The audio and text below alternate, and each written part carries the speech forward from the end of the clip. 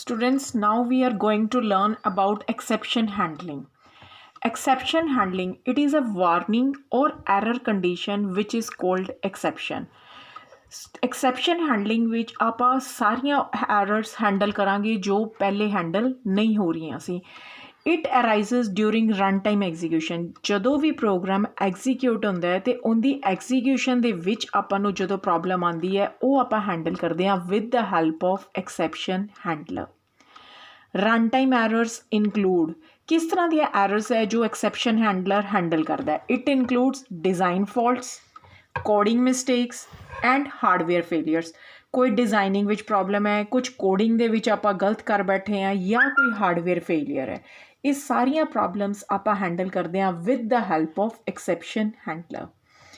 When exception arises, it stops the normal execution. ਜਦੋਂ ਵੀ ਆਪਾਂ ਕੋਈ ਪ੍ਰੋਗਰਾਮ ਐਗਜ਼ੀਕਿਊਟ ਕਰ ਰਹੇ ਹਾਂ ਤੇ ਜਦੋਂ ਉਹਨੂੰ ਐਗਜ਼ੀਕਿਊਟ ਕੀਤਾ ਤਾਂ ਉਹਦੇ ਵਿੱਚ ਜੇ ਐਰਰ ਆ ਚੁੱਕੀ ਹੈ ਤਾਂ ਐਰਰ ਉਹਦੇ ਅਰਾਈਜ਼ ਹੋਣ ਨਾਲ ਰਨ ਟਾਈਮ ਐਰਰ ਆਉਣ ਨਾਲ ਜੋ ਪ੍ਰੋਗਰਾਮ ਦੀ ਐਗਜ਼ੀਕਿਊਸ਼ਨ ਚੱਲ ਰਹੀ ਹੈ, ਜੋ ਨੋਰਮਲ ਫਲੋ ਚੱਲ ਰਿਹਾ ਉਹ ਉੱਥੇ ਹੀ ਇੰਟਰਪਟ ਹੋ ਜਾਏਗਾ ਅਤੇ ਉਸ ਤੋਂ ਬਾਅਦ ਉਹਦੀ ਐਗਜ਼ੀਕਿਊਸ਼ਨ ਨਹੀਂ ਹੋ ਪਾਏਗੀ.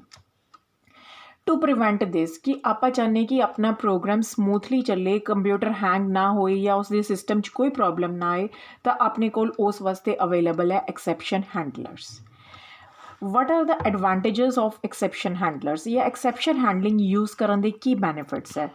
सब तो पहला errors are handled easily without the need of multiple checks. जे अपने को एक्सेप्शन हैंडलर है आप ईजली अपना प्रोग्राम कंपाइल करांगे, कोड करांगे तो आपां नूं उन्नू वार-वार चैक करन दी ज़रूरत नहीं पएगी क्योंकि जे कोई एरर आ गई तो एक्सेप्शन हैंडलर उन्नू ईजली हैंडल कर लेगा. सेकेंड एडवांटेज की है, it improves readability. Readability is improved by isolating क्योंकि इहदे विच एक सैपरेट पार्ट बन जाता है दैट इज़ एक्सेप्शन पार्ट. जो भी इहदे विच एक्सेप्शनस आउणगियां उसे पार्ट विच हैंडल होणगियां ते जिहड़ी अपने प्रोग्राम की रीडेबिलिटी या नॉर्मल फ्लो है उहदे विच कोई दिक्कत नहीं आएगी. एक्सेप्शन पार्ट तो क्लीयर हो जाएगा. एक्सेप्शन उस ते जो कीवर्ड लगेगा उस तो क्लीयर हो जाएगा कि ये एक्सेप्शन हैंडलर पार्ट है. It improves reliability. जो एरर्स आउणगियां आपां नूं प्रोग्राम दे विच एग्जीक्यूशन च कोई प्रॉब्लम नहीं होएगी तो इहदे नाल अपनी रिलायबिलिटी बैटर हो जाएगी. आपां उहदे ते रिलाई कर सकांगे, डिपेंड कर सकांगे कि जो अपने प्रोग्राम की नॉर्मल फ्लो है वो बिल्कुल ओके है.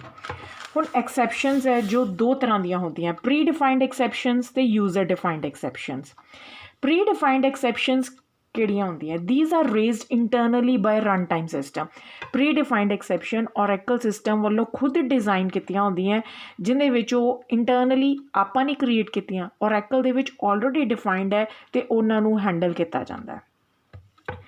ਜਦੋਂ ਵੀ PLSQL ਪ੍ਰੋਗਰਾਮ ਬਣਾਇਆ ਤਾਂ ਉਹ ਜੋ PLSQL ਰੂਲਸ ਜਿਹੜੇ ਵਾਇਲੇਟ ਕਰਦੇ ਆ ਆਪਣੀ ਜੋ ਨੋਰਮਲ ਐਗਜ਼ੀਕਿਊਸ਼ਨ ਹੈ ਪ੍ਰੋਗਰਾਮ ਦੀ ਉਸ ਦੇ ਵਿੱਚ ਦਿੱਕਤ ਆਉਂਦੀ ਹੈ ਤਾਂ ਜਿਹੜੇ ਐਕਸੈਪਸ਼ਨ ਅਰਾਈਜ਼ ਹੋ ਜਾਏਗੀ. ਐਵਰੀ ਸਿਕਲ ਐਰਰ ਜੋ ਵੀ ਜਿੰਨੀਆਂ ਵੀ ਐਰਰ ਐਕਸੈਪਸ਼ਨ ਹਾਲੇ ਅੱਗੇ ਵੀ ਤੁਸੀਂ ਬੱਚੇ ਪ੍ਰੋਗਰਾਮਸ ਕੀਤੇ ਉਹਨਾਂ ਵਿੱਚ ਦੇਖਿਆ ਕਿ ਜਦੋਂ ਵੀ ਕੋਈ ਐਰਰ ਆਉਂਦੀ ਹੈ ਉਹਦੇ ਨਾਲ ਇੱਕ ਨੰਬਰ ਐਸੋਸੀਏਟ ਹੁੰਦਾ ਹੈ but it is difficult for us to remember these numbers.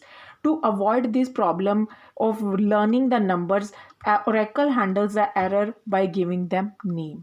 Every Oracle error which has number and it is accompanied by name also. Exception handling part specify the statements. जो भी एक्सैप्शन handling part दे विच आपां error define करांगे वो एकंपनीड होणगे set of statements नाल जिन्हां नाल आपां पता चल जाएगा कि किस तरह की एरर है. आप उहदे विच स्टेटमेंट विच डिफाइन कर देंगे कि आ पर्टिकुलर प्रॉब्लम है तो इसनूं स्टेटमेंट दे नाल उहनूं डिफाइन किया जाएगा. बहुत सारिया एक्सैप्शन हैंडलिंग एरर्स है. प्री डिफाइंड एक्सैप्शन हैंडलिंग है जो तुहाडी बुक दे विच चार्ट बनिया होया स्पैसीफाई कीतियां होईयां जिवें कि है no data found, duplicate value on index, divide by zero. उन्हां विचों बच्चे तुसीं कोई भी 5-6 एरर्स नूं लर्न कर सकते हो. मैं इत्थे तुहानूं 2 एग्जाम्पल नाल इस कंसैप्ट नूं एक्सप्लेन कर रही हाँ. सब तो पहला इहदा सिंटैक्स एक्सैप्शनस किवें हैंडल होणगीआं उहदे नाल एसोसीएट होएगा कीवर्ड वैन तो बाद नाल डिफाइन करांगे एक्सैप्शन आइडेंटिफायर जो एक्सैप्शन का नाम है. दैन वो जे एक्सैप्शन अराइज होंदी है तो किहड़ियां एक्शन लैने मतलब किहड़ियां सैट ऑफ स्टेटमेंट्स उहदे नाल एग्जीक्यूट होणगीआं. सब तो पहला आप एग्जाम्पल कर रहे हैं जीरो डिवाइड एक्सैप्शन। जीरो डिवाइड एक्सैप्शन की है, ਜਦੋਂ ਵੀ ਆਪਾਂ ਕਿਸੇ ਨੰਬਰ ਨੂੰ ਜ਼ੀਰੋ ਨਾਲ ਡਿਵਾਈਡ ਕਰਾਂਗੇ ਤਾਂ ਉਹਦੀ ਜਿਹੜੀ ਡੈਫੀਨੇਸ਼ਨ ਹੈ ਉਹ ਅੱਜ ਤੱਕ ਡਿਫਾਈਨ ਨਹੀਂ ਹੈ। ਉਹਦਾ ਆਨਸਰ ਕੀ ਹੈ? ਇਨਫਿਨਿਟੀ। ਜੇ ਬਾਈ ਚਾਂਸ ਕੋਈ ਵੀ ਯੂਜ਼ਰ ਕੋਈ ਵੀ ਪ੍ਰੋਗਰਾਮ ਕਿਸੇ ਵੀ ਨੰਬਰ ਨੂੰ ਜ਼ੀਰੋ ਨਾਲ ਡਿਵਾਈਡ ਕਰਨ ਦੀ ਕੋਸ਼ਿਸ਼ ਕਰੇਗਾ ਤਾਂ ਉਹ ਆਪਾਂ ਨੂੰ ਐਕਸੈਪਸ਼ਨ ਅਰਾਈਜ਼ ਕਰ ਦੇਗਾ। ਸਭ ਤੋਂ ਪਹਿਲਾਂ ਕੀ ਹੈ? ਡਿਕਲੇਅਰ।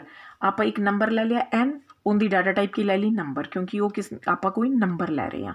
ਬਿਗਿਨ, ਜਦੋਂ ਆਪਾਂ ਪ੍ਰੋਗਰਾਮ ਦੀ ਐਗਜ਼ੀਕਿਊਸ਼ਨ ਸਟਾਰਟ ਕਰਨੀ ਹੈ n colon equal to 10 divide by 0।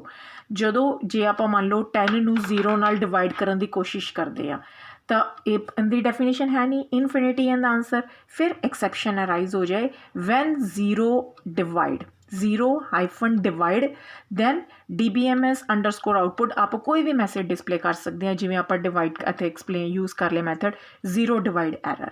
And ਜਦੋਂ ਹੁਣ ਇਹ ਪ੍ਰੋਗਰਾਮ ਐਗਜ਼ੀਕਿਊਟ ਹੋਏਗਾ 10 ਡਿਵਾਈਡ ਬਾਈ 0 ਕਰਾਂਗੇ ਤਾਂ ਉਹਦਾ ਉਹ ਚੀਜ਼ ਕੀ ਅਰਾਈਜ਼ ਕਰ ਦੇਗੀ? ਐਰਰ ਹੈ, ਅਰਾਈਜ਼ ਕਰ ਦੇਗੀ ਰਨ ਟਾਈਮ ਐਰਰ। ਉਹ ਕਿਹਦੇ ਥਰੂ ਹੈਂਡਲ ਹੋਏਗੀ? ਐਕਸੈਪਸ਼ਨ ਦੇ ਥਰੂ ਹੈਂਡਲ ਹੋਏਗੀ, ਜਿਹਦੇ ਵਿੱਚ ਕੀ ਹੈ? ਵੈਨ ਜ਼ੀਰੋ ਡਿਵਾਈਡ ਤਾਂ ਆਪਾਂ ਨੂੰ ਮੈਸੇਜ ਮਿਲ ਜਾਏਗਾ zero divide error. Okay, now second example is no data found exception. ਇਹਦੇ ਵਿੱਚ ਆਪਾਂ ਬੱਚੇ ਡਿਕਲੇਅਰ ਦੇ ਵਿੱਚ 3 ਨੰਬਰਸ ਡਿਕਲੇਅਰ, 3 ਵੇਰੀਏਬਲਸ ਲਏ ਆ, ਈ ਨੰਬਰ, ਈ ਨੇਮ, ਈ ਸੈਲਰੀ।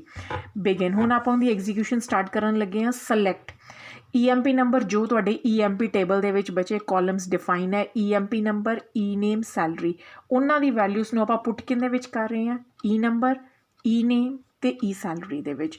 ਅਤੇ ਯੂਜ਼ਰ ਕੋਲੋਂ EMP ਨੰਬਰ ਇਨਪੁਟ ਕਰਵਾ ਰਹੇ ਹਾਂ। ਜੋ ਯੂਜ਼ਰ ਨੰਬਰ ਇਨਪੁਟ ਕਰੇਗਾ, ਜੇ ਉਹ ਨੰਬਰ ਐਗਜ਼ਿਸਟ ਕਰਦਾ ਤਾਂ ਉਹਦੀ ਵੈਲਿਊ ਐਂਟਰ ਹੋ ਜਾਏਗੀ। ਜੇ ਉਹ ਨੰਬਰ ਐਗਜ਼ਿਸਟ ਨਹੀਂ ਕਰਦਾ ਤਾਂ ਆਪਾਂ ਨੂੰ ਐਕਸੈਪਸ਼ਨ ਕੀ ਮਿਲ ਜਾਏਗੀ? ਨੋ ਡਾਟਾ ਫਾਊਂਡ, ਕਿਉਂਕਿ ਉਹ EMP ਨੰਬਰ ਆਪਣੇ EMP ਟੇਬਲ 'ਚ ਐਗਜ਼ਿਸਟ ਨਹੀਂ ਕਰ ਰਿਹਾ। ਆਪਾਂ ਪਹਿਲੇ ਈ ਨੰਬਰ, ਈ ਨੇਮ, ਈ ਸੈਲਰੀ ਦੀ ਵੈਲਿਊ ਸਕਰੀਨ 'ਤੇ ਡਿਸਪਲੇ ਕਰਵਾ ਲਈ।